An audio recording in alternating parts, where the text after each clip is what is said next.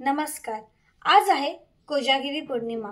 कोजागिरी पौर्णिमेच्या दिवशी चंद्राची ऊर्जा ही सर्वाधिक प्रभावी असते, जी आपले शरीर आणि मन दोघांवरती परिणाम करते।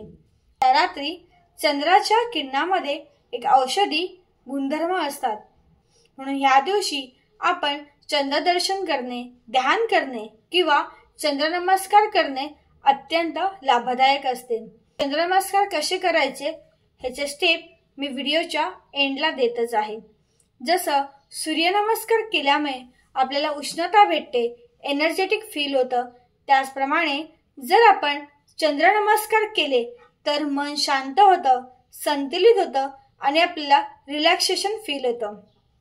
बऱ्याच जणांना सकाळचं स्कूल असल्यामुळे, ऑफिस असल्यामुळे, मुलांचे टिफिन द्यायचे असल्यामुळे सकाळचा योगा करायला शक्य होत नाही। जर त्यांनी रात्री चंद्रनमस्कार केले तर त्याचा इफेक्ट नक्कीच त्यांना खूप उत्तम प्रकारे बघायला भेटतो।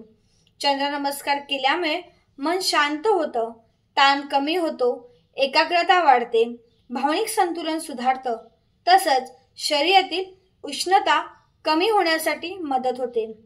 आजकाल बऱ्याच मुलींना आणि महिलांना पिरियड्सचे रिलेटेड त्रास होतात, ते त्रासही ह्याच्याने कमी होण्यास तुम्हाला मदत होईल। बऱ्याच जणांना झोपेचा प्रॉब्लेम आहे, उशिरापर्यंत झोप येत नाही। जर तुम्ही रोज रात्री चंद्रनमस्कार केलेत तर तुम्हाला झोप शांत लागेल। शांत झोप दुसरा दिवस तुमचा ऊर्जेने म्हणजेच एनर्जीने चालू करेल। चंद्रनमस्कारमुळे मानसिक शरीर आत्मविश्वास वाढतो। त्याच्यामुळे ज्यांना सकाळचा योगा करणं शक्य नाहीये त्यांनी रोज रात्री झोपताना नक्कीच चंद्रनमस्कार करावा। सूर्यनमस्कार मध्ये जसा 12 आसनाचा एक सेट आहे, तसंच चंद्रनमस्कार मध्येही 12 आसन मिळून एक सेट तयार होतो।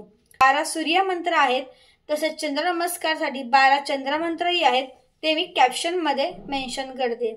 तसंच चंद्रनमस्कार कसा करावा ह्याची इमेजही तुम्हाला देत आहे, त्याचा तुम्ही स्क्रीनशॉट काढू शकता किंवा कॅप्शन मध्ये चंद्रनमस्कार कसा करावा ह्याच्या स्टेप मेन्शन करत आहेत, त्याच्यामुळे कॅप्शन बघा, स्टेप वाचा। चंद्रनमस्कार झाल्यानंतर चंद्राकडे बघून तुम्ही पॉझिटिव्ह अफर्मेशन चॅटिंग करू शकता।